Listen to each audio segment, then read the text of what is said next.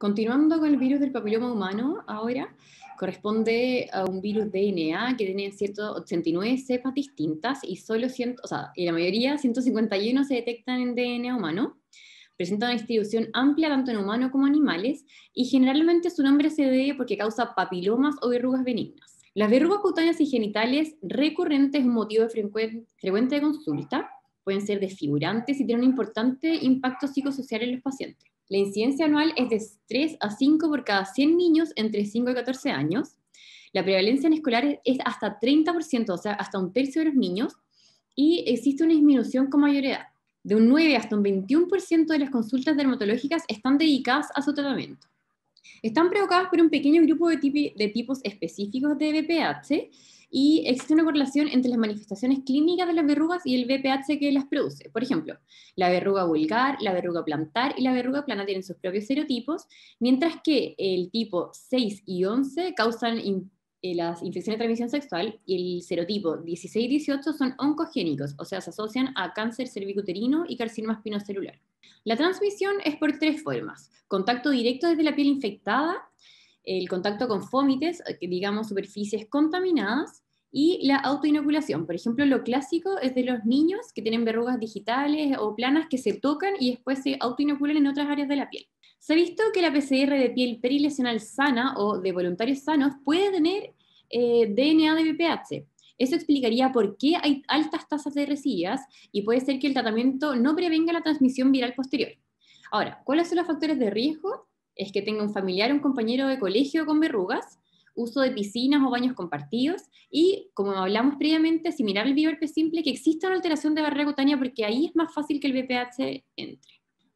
La patogenia, el VPH tiene una alta especificidad con el huésped natural. El ciclo vital se completa solamente en epitelios escamosos que estén completamente diferenciados, por ejemplo, la piel o mucosa. La infección efectiva más la inducción de hiperproliferación se va a iniciar cuando el VPH sea capaz de penetrar a las células epiteliales basales, o sea, de la capa basal de la epidermis, que está en proliferación. En condiciones normales, esta capa celular no es accesible, o sea, no está expuesta principalmente por una barrera epidérmica, ¿cierto? Entonces se requeriría una alteración de la barrera para exponer las células basales al virus. El VPH es altamente contagioso, se ha visto que es resistente al calor y la desecación, incluso podría estar presente en el humo del láser cuando uno hace la electrodesecación de los papilomas, de los condilomas acuminados, se ha visto que hay viriones en esos humos, ¿ya? Los VPH, como vimos, infectan tanto la piel y mucosas, y el periodo de incubación es variable, entre 3 semanas hasta incluso 8 meses, entonces es largo. Producen estas proliferaciones benignas, las papilomas o verrugas, como comentamos. El pródromo puede ser inespecífico, como prurito o ardor, no como en el virus herpes simple que vimos, ¿cierto? Y después de que se presenta clínicamente las lesiones, el virus va a persistir en la piel y o en la mucosa, por lo tanto puede volver a presentarse, digamos, puede recurrir, ¿cierto? La mayoría va a repetir de forma espontánea en un paciente inmunocompetente en 1 a 2 años, sin tratamiento. ¿Cómo se presenta? Existen 4 tipos de verrugas. La verruga vulgar o común, que es lejos lo que nosotros más vemos, que son estas pápulas o placas hiperqueratóxicas de superficie irregular y áspera. Pueden ser desde 1 milímetro hasta más de 1 centímetro. Y la localización es cualquiera, pero obviamente es más frecuente en áreas donde hay contacto. Dedos, la superficie dorsal de las manos y las rodillas que están sometidos a trauma. La verruga plana pueden ser desde color piel o eritematosa, son pequeñas hasta máximo 5 milímetros, la mayoría de las veces son suaves, o sea, no hiperqueratóxicas, y es más frecuente en los niños que pueden tener varias verrugas, ¿ya? Puede ser también cualquier localización, pero es más frecuente en la cara, en las manos y en las piernas. Y lo clásico de las verrugas es que se observa mejor con una luz tangencial. Por ejemplo, si uno apoya cualquier linterna que tenga o con el celular, de lado se observen más, digamos como de lado, por ejemplo, en la región facial, vamos a ver que se observan mejor. La verruga filiforme es una proyección exofítica, es más frecuente en los párpados de los niños, en los párpados o por ejemplo en la sien, región perioral o en las narinas, similar como a un cuerno cutáneo en adulto.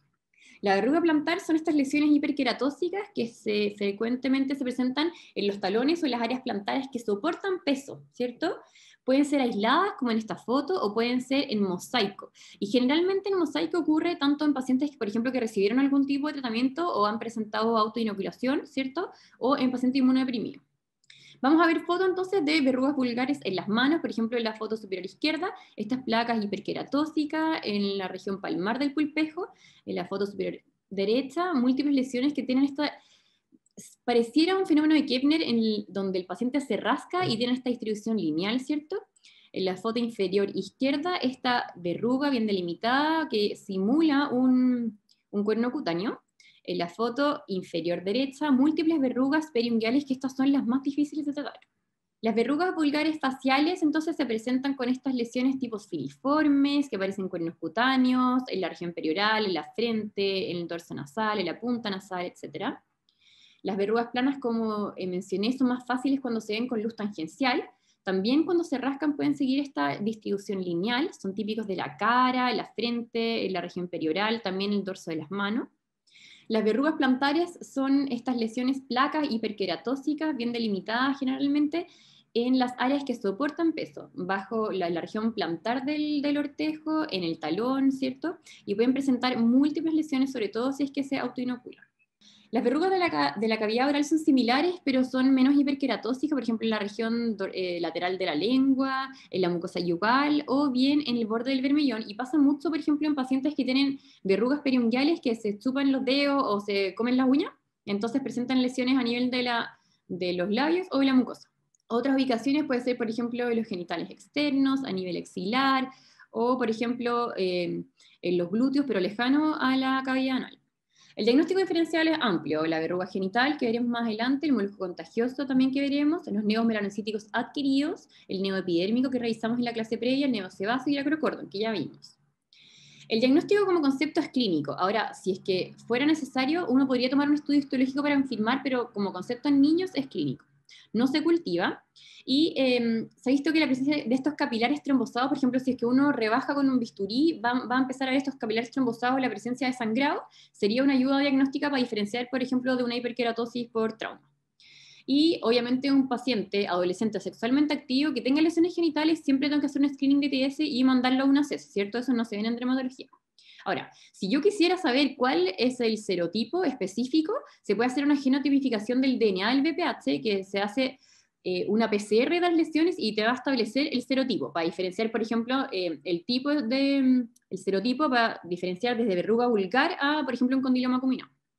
¿Cómo se maneja? Educación. Hay que explicar que hay un periodo de incubación variable, que es contagioso incluso en asintomáticos, como lo vimos en ese estudio de los PCR positivos en pacientes sin lesiones o sanos, que existe una vacuna, pero no incluye todos los serotipos, no existe un tratamiento curativo y son muy frecuentes las recurrencias. Ahora, es importante evitar los desencadenantes, lo que hablamos principalmente de mantener una barrera cutánea normal, ¿cierto? Que esté a piel hidratada, medidas de protección ante niños que tengan otras lesiones, ¿cierto?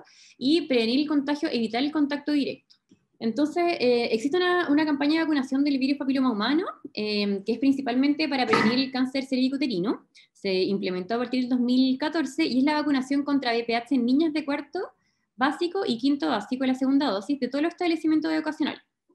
Las vacunas son seguras y con eficacia más de 90%, pero esto es principalmente para prevenir la infección genital por VPH específico, de acuerdo a la vacuna. Por ejemplo, la ministerial de Gardasil, que incluye el serotipo 6 y 11, que son de ITS, y 16 y 18, que son oncogénicos, ¿cierto?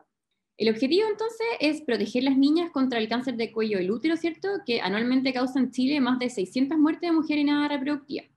Además, protege contra las enfermedades causadas por el VPH, como las verrugas genitales, ¿cierto? Entonces, ¿cómo los manejamos? El objetivo principal del tratamiento es eliminar las lesiones con el menor dolor posible, evitar las secuelas como cicatrices mediante los tratamientos utilizados y ojalá que no recurra, ¿cierto? ¿Y qué tratamiento voy a elegir? Va a depender de la localización, de la cantidad de lesiones, del tamaño, del tipo de verrugas, la edad del paciente, si es que lo va a tolerar, ¿cierto? El grado de cooperación, si es que ayuda o no, y la experiencia que tengamos nosotros tratándola, ¿ya? Ahora, hay múltiples opciones terapéuticas de eficacia variable, desde un 32 a 93%. Obviamente faltan estudios de intervenciones terapéuticas de alta calidad para que nosotros podamos recomendar tratamiento. Ahora, si es que yo elijo un tratamiento y el paciente no me responde después de 3 semanas después de la terapia inicial, o no hay resolución completa en 3 meses de tratarlo con la misma terapia a repetición, tengo que cambiar el tratamiento. Pero tampoco hay recomendaciones para el mejor tratamiento cuando tengo verrugas recalcitrantes. Una revisión de la Cochrane para el tratamiento tópico de verrugas cutáneas, no de condiloma, vieron 85 estudios clínicos randomizados, 8.815 pacientes, y destacaron la efectividad y la mayor seguridad del ácido salicílico y la crioterapia. Los resultados fueron más consistentes para el ácido salicílico, pero con un efecto terapéutico moderado, y los efectos adversos incluyen dolor, ampollas y cicatrización, que si bien no fueron constantemente reportados, pero obviamente la crioterapia, digamos el nitrógeno líquido, tiene mucho más efecto adverso. Y los sensibilizadores de contacto pueden ser útiles en el manejo de verrugas recalcitrantes, pero eso ya es más para dermatología, ¿ya? Entonces, acá se expone una tabla que al final lo que se recomienda es ácido salicílico o crioterapia. Pueden utilizarse, por ejemplo, láser o retinoides tópicos en el caso de las verrugas planas. Y otras opciones es el esperar y ver porque se resolverían solos, ¿ya? Los métodos destructivos producen un daño no selectivo en los queratinocitos infectados por el VPH, ¿cierto? Y también afectan la piel perilesional. Ahora, son fáciles de aplicar, son baratos. Ahora, obviamente pueden tener altas tasas de recurrencia, pero sin embargo son los más utilizados. Entonces, el ácido salicílico y la crioterapia con nitrógeno líquido son los tratamientos más eficaces para las verrugas vulgares y plantales. El ácido salicílico es un queratolítico, lo que hace es que va a destruir la epidermis infectada, se usa de forma tópica y es la terapia más probada y la única aprobada por la FDA para el tratamiento de las verrugas. Sería la terapia de elección y se ha visto que 2/3 de las verrugas se van a resolver en 3 a 6 meses con este tratamiento. Ahora, ¿cómo se hace? En el fondo uno puede decirle al paciente que compre el ácido salicílico que está preparado generalmente con ácido láctico, y si no pueden comprarlo, que la mayoría de las veces, nosotros mandamos a formular en receta magistral el ácido salicílico el 17 con el ácido láctico el 17, en colodión flexible con un aplicador pincel para que lo apliquen sobre la verruga, y todas las noches. Entonces, ¿qué le decimos al paciente? Que se lave las manos, que se moje con agua tibia, porque así las lesiones se ablandan más y permiten la penetración del fármaco, que se aplique vaselina en la piel sana perilesional para no dañar la piel perilesional, y que se aplique el queratolítico que viene hecho, por ejemplo el Berrufilm o el que mandamos a hacer, hasta que la verruga adquiere un tono blanquecino. Y después que se cubra con una tela micropor, un 3M, un parche curita, con lo que tenga, pero con eso que duerma toda la noche. Entonces acá le pedí a una paciente que nos ayudara a ver cómo lo hace. Entonces ella se moja, se aplica la vaselina perilesional, en este caso tenía Aquaphor una muestra, y luego se aplica el Berrufilm, por ejemplo, que tenía una muestra, y se lo tapa con micropor y con eso duerme. Entonces después, una vez a la semana, ellos pueden rebajárselo con una lima de cartón que deben desechar obviamente para que no se autoinocule, o bien se pueden rebajar, lo podemos rebajar nosotros con un bisturí, ¿ya? Porque en el fondo menos hiperkeratosis es más fácil que penetre. Bueno, otra opción sería la crioterapia como método destructivo, que se produce una congelación con nitrógeno líquido que está a menos 196 grados. El daño ahora es por congelación. Y por otro lado, la irritación local que expone antígenos virales generaría una respuesta inmune secundaria, ¿ya? Se aplica por 10 a 20 segundos con un pulverizador o cotonito, cada 2 a 3 semanas, máximo durante 3 meses o 4 procedimientos. La ventaja es que es rápida aplicar, pero la desventaja es que duele mucho y genera una ampolla como esta foto. Puede generar cicatrices, incluso despigmentación residual, y si es que no es en el hospital, en general se los cobra, ¿ya? Entonces igual es caro si es que ellos lo realizaran en extra sistema. Otra opción son los retinoides tópicos, son derivados de la vitamina A, sobre todo el retinol. A nivel celular producen una inducción de la proliferación y diferenciación epidérmica. Entonces, para las verrugas planas, se puede utilizar la tretinoína al 0,05 en crema, en las lesiones todas las noches, por ejemplo, con cotonito. Entonces lo venden como Dermodan o como Retacnil. Y si no, también se puede mandar a formular en ácido retinoico el 0,05 en crema base no comedogénica. Otros tratamientos es esperar y ver. Por ejemplo, en algunos países europeos se recomienda no tratar, porque se ha visto que 2/3 de los pacientes se van a curar en 2 años. Ahora, no siempre es posible por el tema de la estigmatización, la cosmética y la preferencia de los padres y el paciente de una intervención activa, ¿ya? ¿Cuándo derivar a la dermatología? Los pacientes que sean refractarios a tratamientos, de tratamientos que se realicen en consulta o en domicilio bien llevados, asegurarse que los tratamientos que ustedes le indicaron se hicieron bien, ¿cierto? Cuando se sospecha una inmunodepresión por la cantidad y tipo de lesiones, y cuando tienen la duda diagnóstica, que es muy válido. Finalmente, molusco contagioso. Entonces son causados por el virus Pox, un virus DNA, donde el huésped solamente es humano. Pueden aparecer a cualquier edad, pero es más frecuente en niños y adultos jóvenes, el pic entre 5 y 12 años, sobre todo escolares, ¿cierto? Hemos visto un aumento gradual tanto en niños sanos, en adultos y en pacientes con inmunodepresión o en pacientes que tengan múltiples infecciones de transmisión sexual. La incidencia anual es de 2 a 10% y la prevalencia es de un 5 a un 11%. Es más frecuente en climas tropicales. El contagio similar al VPH es por 3 formas.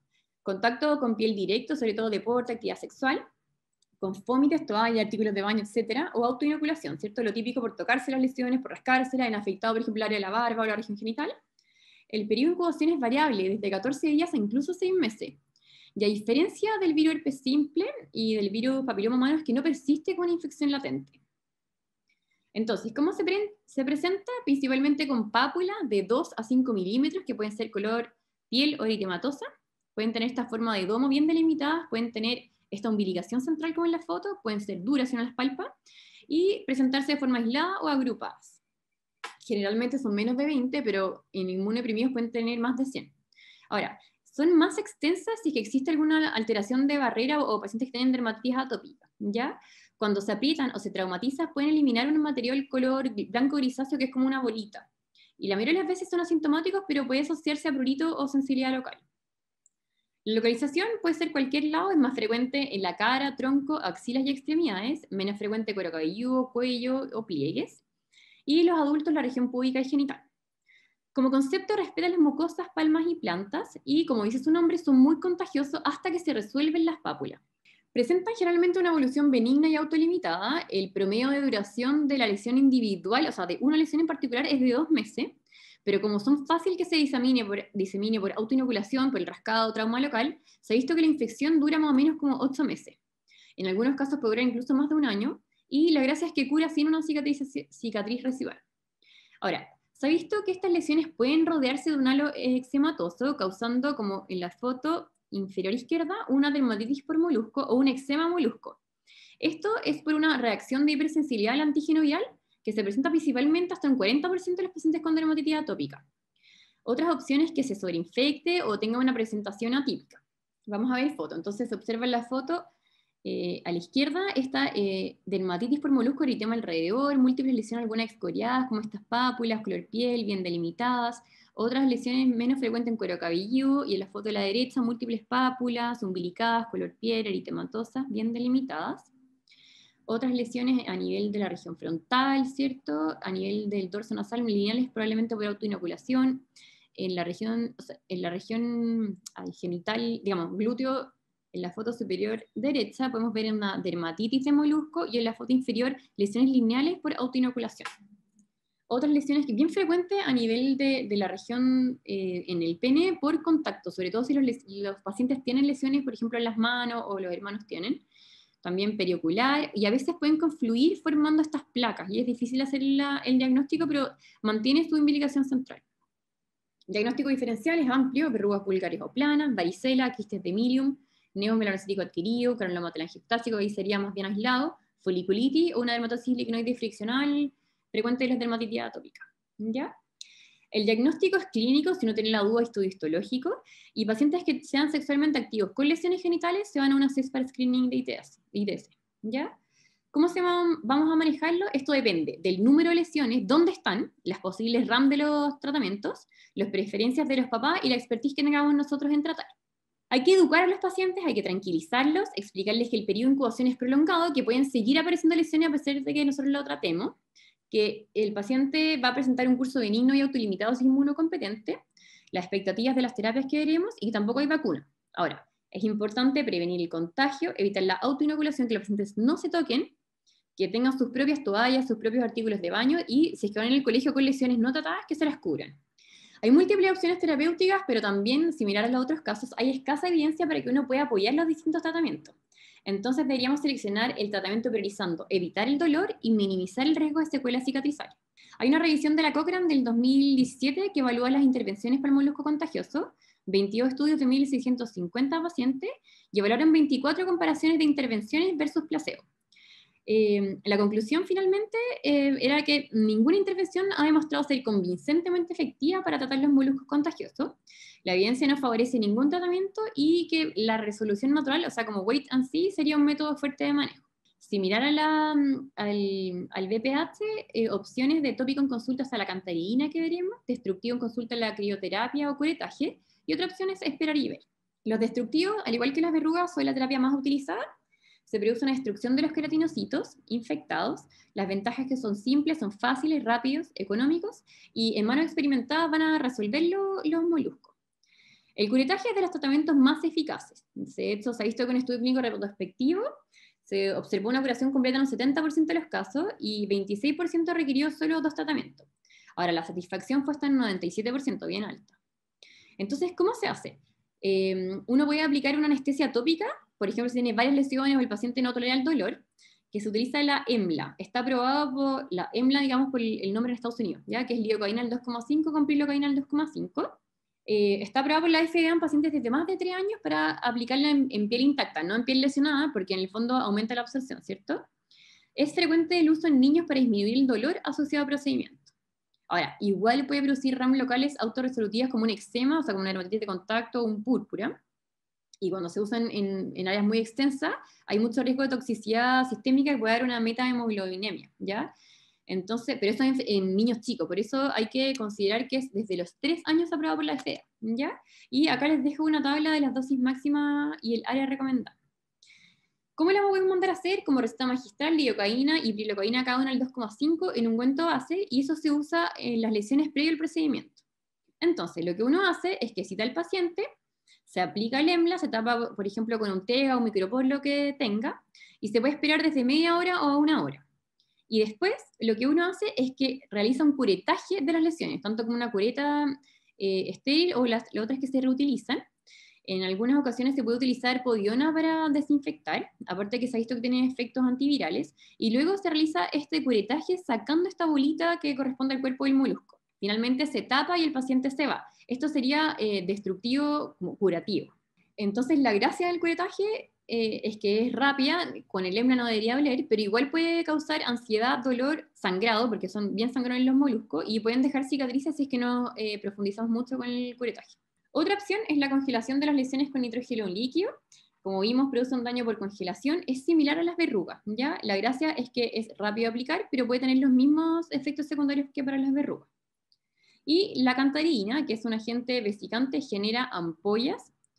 Se produce por un escarabajo que va y el líquido destruye los desmosomas, o sea, las uniones entre los queratinocitos, produciendo una acantolisis. Entonces, después de aplicarlo, se produce una ampolla intraepidérmica. Se utiliza en concentraciones generalmente de 0,7%, no obviamente en la cara ni en la región anogenital por la irritación, y debe ser aplicado por médicos, o sea, jamás darle esto a los papás. La ventaja es que es rápido, no duele, es barato, generalmente no deja cicatrices porque el daño es a nivel superficial. Entonces lo que se hace es que se aplica, por ejemplo, con un cotonito cada lesión con la cantarina, y uno le dice a la mamá que lo lave en 2 horas, ¿cierto? Que se lave, porque en el fondo, si es que yo lo dejo más tiempo, se puede profundizar el daño. Los efectos adversos es ampolla, eritema y prurito. Y en un estudio retrospectivo de 300 niños se vio un rango de curación de 90% con 2 sesiones. Si es que es necesario repetirlo, se puede hacer en 3 a 4 semanas. Y uno lo puede mandar a formular como cantarina en 0,75% en colodión flexible con un aplicador pincel. Y eso lo aplicamos nosotros. Entonces acá se aplica, se espera que se seque, se deja actuar sin oclusión, y en las lesiones recalcitrantes, si ya hemos utilizado varias veces la cantarina y sin efecto, podría dejarlo oclusivo con tela micropor. Y le decimos a los papás y le pedimos que pongan la alarma en 2 horas, y hay que verlos que realmente pongan la alarma, o en 4 horas cuando son adolescentes y adultos, y eso lo vamos a repetir cada 4 semanas, o sea, como 3 a 4 semanas. El imiquimod es un inmunomodulador que es un agonista del Toll-like receptor 7. Cuando se une, activa la respuesta inmune innata, entonces sintetiza las citoquinas inflamatorias, y finalmente lo que tiene es efecto antiviral y antitumoral. Entonces al final lo que hace es activación de la propia respuesta inmune. Ahora, obviamente es muy caro, igual puede tener efectos secundarios como eritema, prurito, ardor. Otra opción es esperar y ver, como vimos que era una infección benigna y autorresolutiva, pero hay que considerar también las preferencias del paciente y los padres. Los moluscos anogenitales, aunque son categorizados formalmente como ITS, hay que evaluar caso a caso, hay que hacer un examen físico completo, buscar moluscos extragenitales, y la mayoría de las veces se adquieren de forma inocente por autoinoculación, ¿ya? El manejo ni cantarina ni curritaje. En este caso se prefiere un manejo conservador, la remisión espontánea. ¿Cuándo sospechar abuso? Si solo existen moluscos anogenitales sugerentes, antecedentes de que tenga alguna otra ITS, si es un caso social, o el comportamiento del paciente durante el anamnesis, o sea, digamos, durante la atención. Y en este caso tienen que denunciar de acuerdo al protocolo de manejo de víctima de violencia sexual de cada CEFAM. ¿Cuándo deriva la dermatología? Cuando son refractarios a tratamientos aplicados en la consulta, cuando sospechan inmunodepresión o si es que tienen duda diagnóstica. Muchas gracias.